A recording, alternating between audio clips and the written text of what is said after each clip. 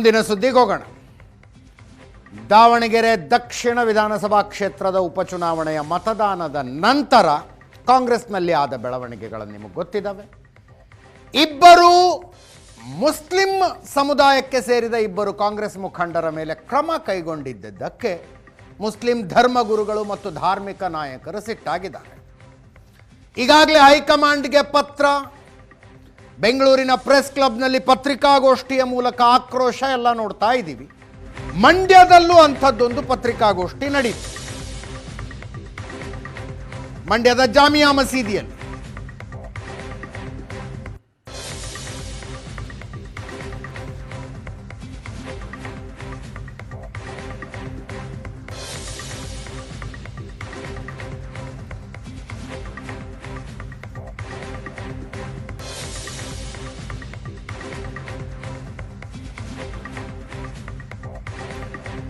ಮಂಡ್ಯ ಜಿಲ್ಲೆಯ ಅನೇಕ ಧಾರ್ಮಿಕ ಗುರುಗಳು, ಮುಸ್ಲಿಂ ಧರ್ಮಗುರುಗಳಿದ್ರು.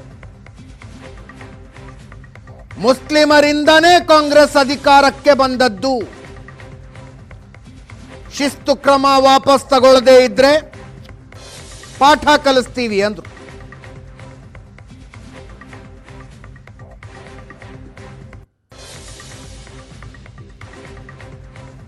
ಅಬ್ದುಲ್ ಖದೀರ್ ಮಾತಾಡಿದ್ದಾರೆ, ಕೇಳಿಸ್ಕೊಳ್ಳಿ.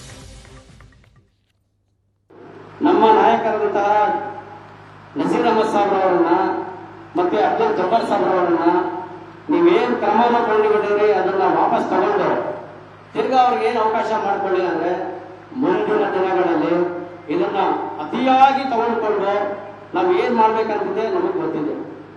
ಯಾಕಂದ್ರೆ 2023 ಒಗ್ಗಟ್ಟಾಗಿ ಯಾವ ರೀತಿ ನಿಮ್ಮನ್ನ ತಗೋಬೇಕಂತ ಯಾವ ರೀತಿ ಶ್ರಮನ ವಹಿಸಿ ತಗೊಂಡ್ಬಂದಿರೋ ಗೊತ್ತಿರೋರಿಗೆ ನಿಮ್ಮನ್ನ ಅಲ್ಲಿಂದ ತೆಗೆಯೋದು ಗೊತ್ತಿದೆ. ಮುಂದಿನ ದಿನಗಳಲ್ಲಿ ನಿಮಗೆ ತಕ್ಕ ಪಾಠವನ್ನ ಕೊಡ್ತೀವಲ್ಲ, ಎಚ್ಚರಿಕೆಯನ್ನು ಕೊಡ್ತಾ ನಾವು ಅಲ್ಪಸಂಖ್ಯಾತರು, ನಮಗೆ ಧ್ವನಿ ಇಲ್ಲ, ನಮಗೆ ಬೇರೆ ಆಪ್ಷನ್ಸ್ ಇಲ್ಲ, ನಾವು ಕಾಂಗ್ರೆಸ್ನೇ ನಂಬಿದ್ದೀವಿ, ಕಾಂಗ್ರೆಸ್ ಬಿಟ್ಟು ನಾವು ಬೇರೆ ಇನ್ನೊಂದು ನಮ್ಗೆ ಆಪ್ಷನ್ಸ್ ಇಲ್ಲ ಅನ್ನೋ ಒಂದು ಒಂದ್ಸಲಿ ಅದೇ ಇರೋದು. ನಮಗೆ ಆಪ್ಷನ್ಸ್ ಇದೆ, ನಮಗೆ ಕಾಂಗ್ರೆಸ್ ಬಿಟ್ರೆ ಬೇರೆ ಆಪ್ಷನ್ಸ್ ಇದೆ. ನೀವು ಅಧಿಕಾರ ಬಂದು ಚುನಾವಣೆ ಹಿಡಿಯಕ್ಕೆ ನಾವು ನಿಮ್ಗೆ ಕಾರಣಕರ್ತರಾಗಿದ್ದೀವಿ. ಕಾರಣಕರ್ತರಾದ್ಮೇಲೆ ಒಂದು ಗ್ಲಾಸ್ ನೀರು ಕುಡಿದ್ರೆ ಅದಕ್ಕೆ ಕೃತಜ್ಞತೆ ಇರ್ತದೆ. 92% 136 ಕ್ಷೇತ್ರಗಳಲ್ಲಿ ಮುಸ್ಲಿಂ ಸಮಾಜದ ಮೇಲೆ ನಮ್ಮ ಉನ್ಮಾಕ್ರಾಮ್ಗಳು ಅವರ ಶ್ರಮ, ಅವರು ಎಲ್ಲ ಕಷ್ಟಪಟ್ಟು ಇದು ಮಾಡೋಕ್ಕೆ ಒಂದಾಗಿ ನಾವು ಪಕ್ಷಕ್ಕೆ ನಾವು ದುಡಿದು ಮತವನ್ನು ಹಾಕಿ ಈ ರಾಜ್ಯಕ್ಕೆ ಕಾಂಗ್ರೆಸ್ ಪಕ್ಷ ಅಧಿಕಾರ ಚುನಾವಣೆ ಹಿಡಿದಿದೆ.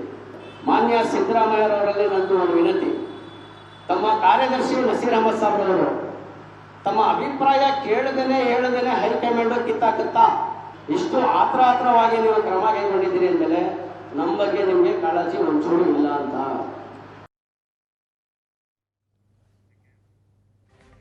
ಪಾರ್ಟಿ ರೌಂಡ್ಸ್ನಲ್ಲಿ ಇನ್ನೊಂದು ತುಂಬ